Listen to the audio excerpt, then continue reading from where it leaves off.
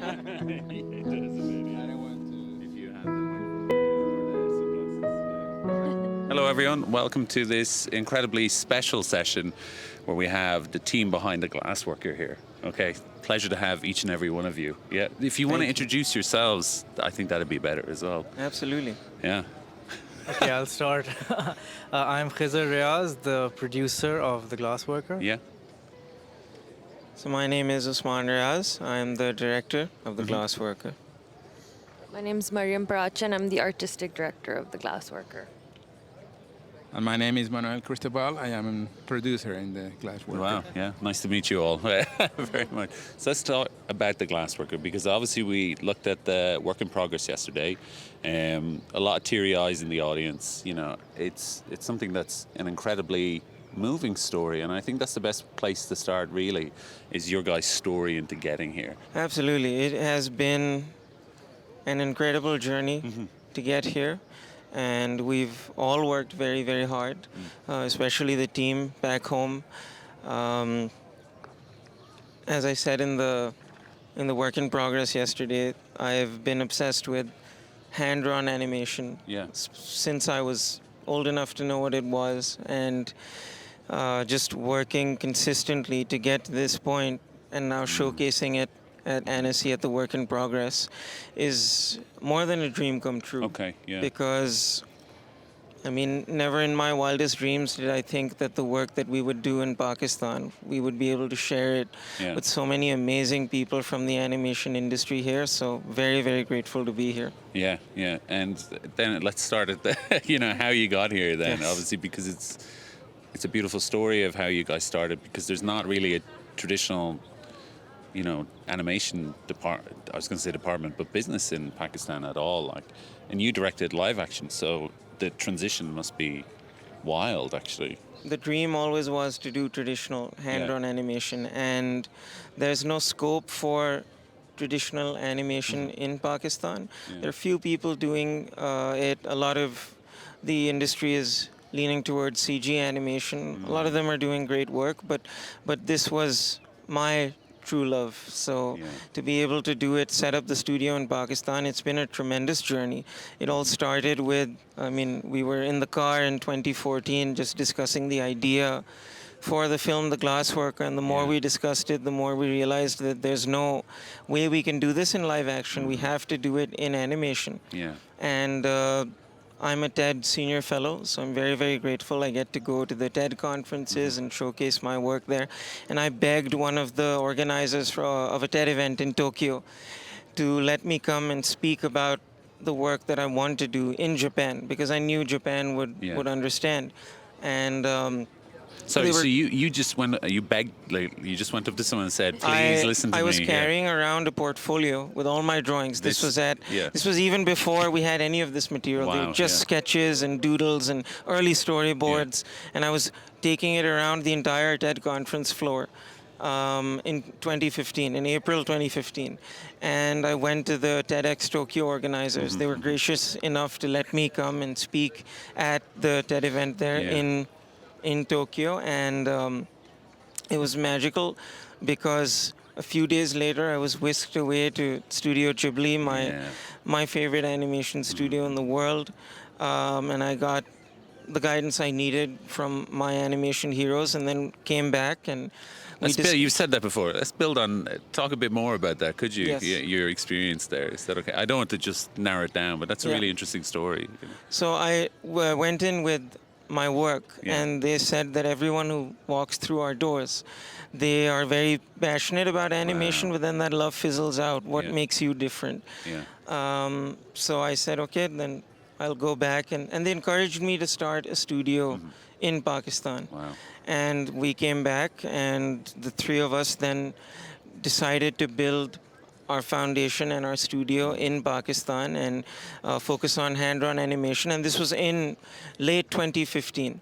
In 2016, we did a Kickstarter to raise $50,000. We managed to double that. We made $116,000 to make a few minutes of animation. And expensive process. It's yeah. expensive, but we were able to succeed. We made the Kickstarter pilot, as we call it now, just to flesh out the world of what we were trying to do.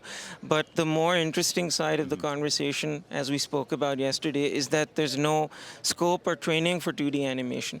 Everyone who came through our doors, everybody who we got to our studio, we had to train everybody from scratch. And there were a lot of people who actually left their careers to come and do this because they wanted to pursue something like this in Pakistan and never felt like they would get an opportunity. So now I'm very grateful that we were able to give them that. I mean, we have doctors and dentists in the studio who've given up doctory and dentistry to come and do this. That is a huge thing to give up, and I'm just grateful that they've done that and they're part of our team. That's how you got into it as well. You were a doctor as well, weren't you? Yeah, sorry. Yeah. A doctor of films. A doctor of films. But yeah, that's a great point to talk of how both you guys got involved then as well, like roped in passionately, I'm sure. Yeah. Absolutely. So Mariam and I mean, the three of us, we've been collaborating. We've known each other since we were small, and for Khizr, we used to rent DVDs when we were kids, and the first thing we would do is we would come home and open up the special features and see how movies are made. Yeah. That was so exciting. Yeah. And we would just focus on how movies were made, and now we're getting to make our own movie, which is amazing. And for Mariam, I'd let you. Should I? let you, I've been doing all the talking. I'll let actually, her, I'll let Khizr elaborate on that point first, and then hand over to Mariam. When Usman came and discussed this with me, I was in a weird point in my life where I was thinking of doing an MBA to kind of maybe go abroad potentially to study and work, and I was hating it because I'd worked in a bank before and it was awful. And so, I mean, the idea to do something on your own and be of value where you can build something on your own and build it and hopefully do it in Pakistan where you can be of service to others as well and make quality work. I think that's important to us. That was something that we always thought about when never given or never had the opportunity to do so. This was a place where we could do that. Perfect. So I stopped studying for the GMAT and then just we did this, and that's how I got involved. And you were just like, oh my God, there's so much work involved in this. Yeah. What have I done? If it wasn't fun and challenging and hard, then the decision to shift from studying and for the GMAT and do this I would have thought about maybe what am I getting into, but it's been enjoyable. Yeah. Cool. Perfect. Yeah, I mean, it's the same with me. Usman and I have known each other since we were in school, and then we went to the same art school as well. Wow, yeah. And I used to write a lot of poetry, so Usman would help me make videos out of the poetry as well. And then I used to draw out a lot of my ideas, and we used to share it with one another quite a bit. And I also, like I said, I like getting lost in the tiniest of details. So there's this artist called Annie Atkins who does Wes Anderson's, of course. Of course, yeah. Love her work. Even like the ribbon she would use on a box or something. I'm like, that's so cool. Like, and I think Usman understood that about my passion. So like, I always leave little nuggets of if somebody saw it, then they'll notice it. But if they didn't, at least I know that it was there. So yeah, that's kind of. And Usman has a tendency to just get people in and like not let go, and that is what keeps us there. Wow. And yeah. So, yeah. Very contagious. Yes, exactly. I think that's a great word, actually, contagious. Yeah. And I like that idea of what you said about, I think it's something that's really essential to world building, especially for a film like this, is detail. It really is. It's like I always say, it's better to put it in so that when people look for it, it's there. You know what I mean? Rather than smearing something in the background and then the world building just isn't there. So let's talk a bit about the film then as well. Like, what was the initial inspiration behind it? Because I know you guys were driving talking about it, but why the Glassworker? Why? Ever since I saw the art of glass blowing, how things are made with glass. I mean, you don't really think about it much. When I saw the craftsmanship behind it, I was 16 years old, or 15, I don't remember, but we were in Venice, and I saw the Murano glass blowers. Wow. And I kept thinking, why has nobody made a movie about this? This is such an interesting craft, and you can build such an amazing story around it. We've had films about perfume, we've had films about chocolate, we haven't had films about glass blowing. So that was an idea that ever since I was a a teenager, I'd stored away in the back of my mind. Yeah. And then when the opportunity came, that's the first idea I pulled out, and I said we should build something around this, because with animation you can do so many things with it, and you have so much control over the process, and with the art direction especially, and the lighting, every element you can control.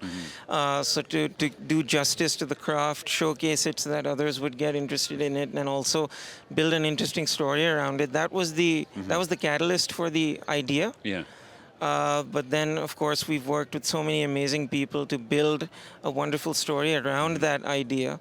I'm very, very grateful. And for me, story is key. Like, I love animation, I love the craft, but if the story is hollow behind the animation, then you just have a bunch of pretty pictures. It needs to have depth to the story and its themes. And I think we've reached a point where we're all very happy with the story and what we're doing with it. So it's very exciting, and I can't wait to share the film when it's done. Yeah. I was just thinking there, like, because story is key, and obviously Studio Ghibli is a big thing for you, and it's so clear the inspiration. You can tell that you were just looking at Hayao Miyazaki's drawings, and that bled into how your pencil then moved. You know what I mean? Absolutely. It's very, like, the way the chests are drawn and everything on the guys, and the way they even seem to move. It's all totally there. And his storyboards, like those books he releases, or Ghibli release on his, I'm sure he doesn't care, but people release on his behalf, are an invaluable resource. So, like, I mean, to see how something like that fuels you guys and also helps teach you guys an amazing thing. Like, do you have any other influences apart from that in terms of your graphic style as well, both you guys, or? Studio Ghibli is a huge inspiration. They're my heroes. Yeah. You can say no if there's no other influences. That's fine. Yeah. No, but Studio Ghibli, of course, Hayao Miyazaki, his storyboard books. I was obsessed with them as a teenager. When I knew that they were available for purchasing, if I knew earlier, I would have gotten them then too. But I learned so many things about filmmaking from them. I have almost all of them. They sit on a shelf on top of my desk, and I've analyzed them. I've looked at everything that he does, and when I set out to draw the storyboards, because I wanted to emulate that. And not only Hayao Miyazaki, but of course Isao Takahata. I mean, their work is incredible, and the amazing Mamoru Hosoda. They draw their films, and something about that just really resonates with me, because it's not just what you see on the screen, the way they plan their films in those panels. That's an art form in itself, and that's what inspired me to sit and draw the entire film. And I learned a lot from the process. I learned a lot about filmmaking, and I know that they obviously the studio sells these storyboards, but they need to know the impact they have on people like us, people like me. I was sitting in Karachi in Pakistan, and yet their films moved me so much. Huge inspiration. Yeah, I think, like, Miyazaki's work specifically, and Takahata as well, like, his analysis of reality is unparalleled. Like, really, and how he uses animation to look through that lens is phenomenal. The flights into fantasy. But Miyazaki's process is really interesting, because he draws his films. He doesn't write a script. And is that what you guys did as well, or did you script it? Well, like I said in my work in progress, I'm no Hayao Miyazaki or Mamoru Hosoda. No, we needed this film to be good from the get-go. They're masters of their craft. So while I did draw the whole storyboard myself, we still had a script, and I followed that script and went off of it when I felt it was the right thing to do, and then veered back into the narrative that we had written out. And then, of course, the script was very, very long. It was coming out to be a 2-hour film when I cut the animatic together. And I know we'll get into how we met the amazing Manuel Cristobal, but working with Manuel and working with his editor, Jose Manuel Jimenez, we sat down and we analyzed the movie. And I learned a lot in the editing process. We edited the animatic down from a 2-hour movie to a 95-minute film. without losing any of the intimate character moments, which is again a testament to Wow, the yeah. talent that is Jose Manuel.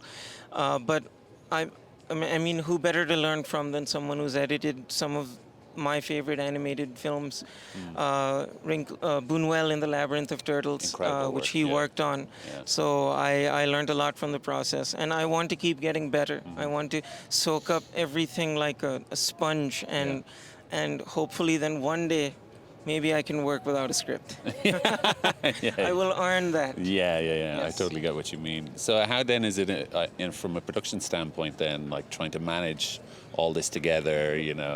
Go on, just dive in. So yesterday, one of the people who's been supporting us financially for the film, one Yeah. of our investors, he said, I mean, how on earth did you do this? I just found out for the first time. So clearly he hadn't been paying much attention, but Osman did make a complicated film. Yeah. In the sense that there's a lot of timelines, there's a lot of back and forth. It's a jumping narrative, back and forth. There's films told in vignettes. There's a lot of character style designs over the ages of characters. So that's it's been a task to just manage. Yeah. But I think we figured it out because we had hope no so. choice. Yeah. It's not like we had other projects to make. This was the Exactly. film that we were making, Yeah. and we all loved it equally. Yeah. And because Osman's been very collaborative and open with, I mean, I would want Mariam and our technical and creative team back home would have a better opinion on this, but he's been so open, I think, to involving everyone in the process that they feel it's theirs. So the different ages of our characters are theirs. We have a character design department, we have an art direction department, and we have our animation department, and production kind of liaises with all of them. And there's great synergy. We have an open office plan, so that everybody's just walking into each other, talking to each other. So it's a great environment that I think we've managed to build. Yeah. And when we kind of opened up the film into having creative collaborations with outsource and service partners, we just kind of used the model that we had and kind of expanded on it. I think Osman in his talk, mentioned that we kind of had to figure out everything ourselves. Yeah. He figured out how to storyboard himself. Amir, our animation director, reverse engineered how to do our animation, etc. So production did the same thing. We kind of, like, whatever management and business acumen that I did have at the age of 25, kind of put that on the table, and we grew from there. And I think we've managed to keep it afloat well enough that we're here. Exactly. So- I mean, it's still going. So we've just basically done it all ourselves with just working really hard. Yeah. And then, of course, you came on, and how was the production process then? Did you streamline it, or? Well, I'll give you one. yeah. Well, I think that they should first, tell the story about how they met me, because it's they're much better storytellers than I do. Okay. I'm the producer. Yeah. So back in Karachi, Pakistan, there was a Women of the World conference that was happening, I think, for the first time in Pakistan. So Osman and I were invited to speak at it, and our moderator was this lovely lady called Rashna Abdi, and she visited our studio to understand our work a bit better and just to see what we're doing. And then she said to us, you have to meet my friend back from college. I'll connect you guys, and let's talk. And when we checked his name out, when we Googled him, we're like, this is Manuel Cristobal. And Osman mentioned that obviously we knew of him because his film was the first film that ever got bought by Ghibli to be seen in Japan. And that was a really big deal. And it was just the idea of how you never know who you're going to meet and where. And that also in Pakistan. And they went to college together and London. So it's just... And I thought it was going to be just a polite talk. And here we are. And it was very moving. I know. I just found out a very, very passionate team, very professional. I never dared to ask their age because they would deliver. So I don't care about the age if you deliver. And I was mesmerized to see Usman's work. I mean, he's so committed. And at the end, it has to be a film. It has to be a story. It's not only the story around the film. It's beautiful. It is, but I think Usman is a new voice in animation. I know that you have seen him perform in the Work in Progress. You are also a believer. I guess that when people see this and when people see the Glassworker, they will be. And also, being a producer, and I've been lucky to produce Wrinkles and Buñuel in the Love of the Turtles, who both of them being awarded the jury award here in Annecy. I mean, you get to see the festival with the eyes you had when you started this career. And it's been fun. It's been fun. I like challenges, and this is one of them. Thank you. Yeah. See, I thought you weren't a good storyteller. It's pretty good. Yeah. Thank you. Yeah. No, it's, I think, what's the word you use? Mesmerizing. Yeah. That's an incredible word for this, because I think when you go into this, it's like, oh, it looks really nice, so I wonder what's going on. And then you sit and you listen to your guy's story.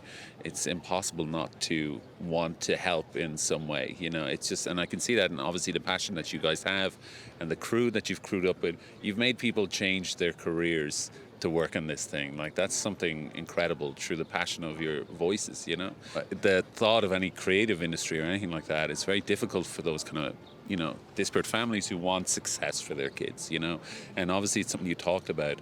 I don't know how much time you committed to this, but bringing their parents in to convince them this is something we need to do, If you could talk about that. Absolutely. So it's hard to, because you're going against the older generation then. Yes. Yeah. It's a big thing, As I said earlier, we had people leave their careers to come do this. They were very, very passionate about this, and that's why I say that this was unexpected talent, because we didn't expect doctors and dentists to leave their careers and come do this. And in Pakistan or most South Asian parents' minds, if you aren't becoming a doctor or a dentist or an engineer, you're a failure of a human being. So the children wanted to do it, and we didn't have to convince them. I'm using the word children lightly. They were 22, 23-year-olds, but to their parents, their children. So they were in the studio. We didn't have to convince them to come in. We had to convince their families. We had to convince their parents. And we spent days at the studio sometimes with parents coming in and just assessing what we're doing and seeing if this is worthwhile for their kids to venture off and do. And it's very difficult to ask that of someone that your child has a successful trajectory and we're asking them to abandon that and come in and do this. It was very, very tough, and we had to sit and just contemplate it ourselves, that we're about to venture and do something like this and ask someone to leave their career. This is a tough ask. Do we believe in this? And it was always, yes, we do. And we believe in the talent that those parents' children possess. So there was one instance where with one of the dentist's father was in the studio, and he was constantly arguing with us about why this is not a good idea. And we kept trying to convince him, but it is, and your child is very talented. Please let her pursue her dream and also come and work at the studio. And after about a day of discussion with Khizr, myself, and Mariam, he walked out and told his daughter, these guys, they look so crazy, and they're so crazy about this craft that they'll do it. So you should go and work here. Wow. So we were very grateful for that. Kind of a nice compliment when you think about it. Maybe not, but yes. Yeah, it is a good compliment. Yeah. Maybe crazy is just a limited vocabulary of. He probably meant something deeper. It's a bigger thing. Absolutely. Yeah, it's tough. That's really fascinating. When you told me that, I was like, wow, that's something we just don't think about here, really. Of course it happens, but not to that degree that you guys are so passionate. You're like, bring them in, we'll talk to them. That's insane. But then you made the short. It's not really a short, though. It's your temperature piece from the Kickstarter. The Kickstarter. Well, we call it the Kickstarter pilot now. Pilot. Yeah, it was temperature piece. What am I saying? Oh, it's not even a frame. Sorry. So we made that, which was around 6 minutes in length, and then we took it back to Japan to showcase it and show it to all the people who I had met in Japan. And we were very fortunate to have Jeffrey Wexler come on board as a project consultant. Jeff is the chief of international of Studio Ponok. He was also the English language producer for a lot of the Studio Ghibli films. So him coming on board was a great boost for us initially, and then he reached out to one of their frequent collaborators, David Friedman, to help us write the script. David wasn't available at the time, although we did end up working with David on the dubbing, which Okay, was cool. amazing. We just finished that a few days ago, actually, so I'm Congratulations, very guys, yeah. excited to share more details about that. But David recommended we work with his colleague Moya O'Shea, brilliant actress and scriptwriter, an award-winning scriptwriter now. So we worked with her on the script for the film. And then in 2019, we began full-scale production on the version of the film that you saw at the Work in Progress panel. Yeah. And how then did you find, like, because, you know, making a pilot is totally different to a feature. Yes. You know what I mean? And it's very hard then to transition from live action to animation. Incredibly different pipelines. Yes. What was that like? Like, what was the biggest challenges there, you know? So the live action short films that I made, those I still drew them, like storyboarded them the way I made the storyboards for the Glassworker. I was always thinking in terms of animation. I initially wanted those shorts to be animated. Yeah. So the idea was always there. It was just so difficult to do that I said, okay, let's just do it live action. I found it easier to do animation than live action because you can control everything when you draw it, and just getting the animation to look right rather than relying on the action being in camera with the actors. Although that's an incredible experience as well. It's just different from animation where you have much more control over everything. So I felt more comfortable actually jumping into animation. The pilot was a 6-minute animation that we made, and it allowed us to flesh out the world that we were building for the film. So really, we got to cut our teeth with that one. We really understand how to do the animation process in Pakistan because, again, as Khizr and Mariam mentioned, we were building everything from scratch. Yeah. So I see it now as training wheels. Yeah. And then they were taken off, and we went into to making the entire film. And it still is very, very difficult. Yeah. Requires a lot of dedication and obsession to do it in a country like Pakistan. But as I keep saying, I'm ready to go to the ends of the earth Yeah, to I can make see this that. happen. You said you'd be shipped here in a box, I think. Yes. Someone said, yeah. Yes. So how do you find it then being here at Annecy finally? You know, you're showing your work. It's been a long road here, 8 years. It's still obviously working in progress. How is it to be here? You know, if you look around behind you there, you're actually here, you know? It's an okay view, yeah. It's very humbling Yeah. and very gratifying. And it's a huge, huge honor to be here because we're making our first film. Yeah. And never in my wildest dreams that I think we'll be sitting here surrounded by so many talented, amazing people making so many incredible films. And for our film to be one of those films is an honor that I can't truly express in words. And sitting with Manuel, this is the first time we met Manuel in person. Really? We've been working with Manuel for so long, but because of the pandemic, everything was online. So He was taller than I expected.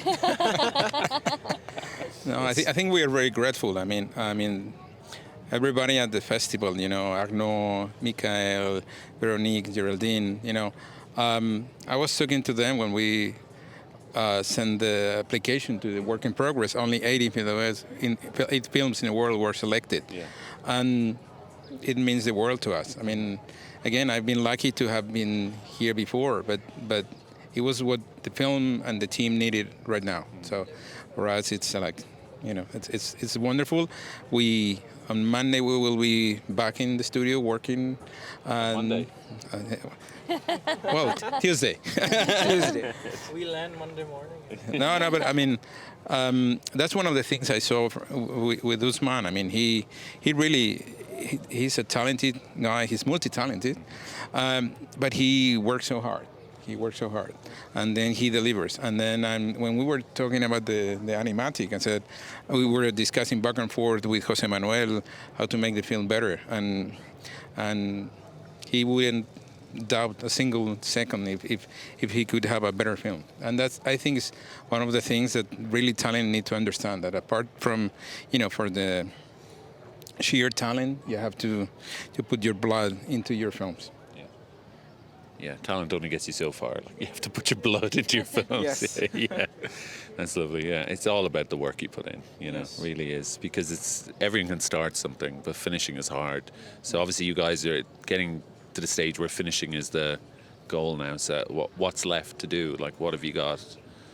Yeah, Back to me. Mr. Pipeline. Yeah. So we're in our last year of Okay. production. We want to finish everything Yeah. about the film regarding the production side. So that would be the animation and the background art by the end of Q1 of next year. Yeah.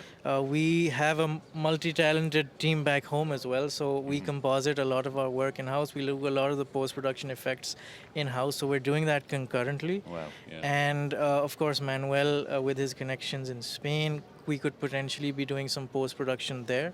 So I'd say production work, which is animation background, finishes Q1, and middle of Q2, end of Q2 2023, the film is ready to go. And maybe Manuel can talk about our plans beyond that a bit. We are here presenting the film, and also we are negotiating who the sales agent of the film will be. We're very happy because we have had very interesting meetings, very committed sales agents. And I knew, and it was something that, after the presentation, I was proved right, or I saw that I was right. That, Imagine you were wrong. well, I have not a bad taste, but I think the moment, we had this standing ovation after the presentation, it's like, what I saw in Usman and the team and the film is something that the room saw as well, and that's. We have to find partners to just help us, take this film to the world audience, and I think we will. I think not only this film, but films we're working after this one, and it's very enjoyable. I mean, when you are in animation, it is very hard, and it is an absolute freedom for a creator, but it's very hard to put that on the screen. But when you have it and you're proud of it, then, selling is fun because it's something you believe in. And so that's why we are here, and we will, we'll go to the end of the world. Yeah, exactly. End of the world is a good thing. So is there anything else you guys want to say about the Glassworker? Just as a final point or anything, what do you want people to know about it? All the people who might be watching this, what have you got to say to them in terms of your film? So I want to say that this film is a labor of love, and it's a love letter to the animated films that I grew up watching and the films that I love, and I hope that they will find something that they love about our film when they see it and be inspired by our journey and our film, the way the amazing films I grew up watching still continue to inspire me and all of us. And I'm just very, very excited to share it with the world. Yeah, I just want to add that I hope that this starts a tradition in Pakistan, and we can make more films like this and encourage more kids who want to be doctors to become artists. That's our dream. I just think a quality product coming out of the country is important. Something that's of a quality that is at par with the world. I think that excites us a lot. The prospect of that, because the art it's such a culturally rich place that we come from, and I think drawing from that, we've put that into the film as well. Whenever we're able to share those materials, I'm sure people from our culture will be able to relate to that as well. And there's a universality to that. But I would say that we're trying to do this back home for a purpose, which is to kind of do quality work there, that in the arts especially, which doesn't travel as much. Now we're in the news a bit. Pakistan, there's a Grammy winner, we just won an award at Cannes. Miss Marvel is doing the rounds of Pakistan. Is kind of making its way into the zeitgeist, and we want to be a part of that with a quality product. And Mano's at Annecy. And the Glassworkers at Annecy. So yes, we can hopefully get on that list, and hopefully people like it. That's the dream. I building on that. I mean, in the presentation, certain points people applauded. I mean, people applauded when what Mano logo was on the screen after the presentation. Yeah. When Pakistan was mentioned, which is I think was very moving for them. I think we just see the headlines sometimes, Yeah. and it's wonderful. And also we have been going through all very wild coincidences. I mean, for example, the name of the studio. Yeah. They name it after Usman's cat, and they was do gonna hand-drawn ask, yeah. animation, and Mano in as animation is hand. Yeah. So we get this again and again. So I think that's a wonderful and nice message. The universe was telling us we're doing something right. Yeah, exactly. My yeah. cat's name ended up as the studio's name, which is amazing. Yeah. I also just want to say I'm a huge fan. You cover so much incredible work. So Really? thank We're you. huge fans of Cartoon. Yes, we love Cartoon Brew. So Oh, yeah. this is also very surreal because I follow it, he follows it, she follows it. Now we will be on it too, which is very cool. Very, very cool. Yeah. No, well, I mean, it's a testament to your guys' passion. Thank you. It's not, it's gonna keep going. Passion is easy to start, but it's hard to continue. It's like a fire you have to sit with all night, and that's hard work. It's easy to start something, but to continue it is really, really difficult. So, I mean, to be here and to be able to do that, total testament to that fire that just you're not letting die. Thank you. Amazing, really, really amazing. My last question was about the studio name, but you've answered that. I blew it. You blew it. Don't do it again, all right? Sorry. I will behave. Yeah, exactly. Yeah. No, best of luck, guys. I'm really looking forward to this film. And again, that infectious passion. I hope people understand what it's like, because it's easy in the industry to get jaded as a job and start giving out about things, but you forget that part of the purpose of storytelling is inspiration and connection, and being able to do that through a film is one thing, but to be able to do that making a film is something totally different. So congratulations, and I really think Thank you very, very much. it better be good, all right? Very good, yeah, perfect, yeah. Anyways, thank you so much, guys. Thank you. Thank Yeah. you. Is that okay? It was a pleasure. Need anything else? Yeah. Thank you so much. Cool. Thanks for the water. Yeah.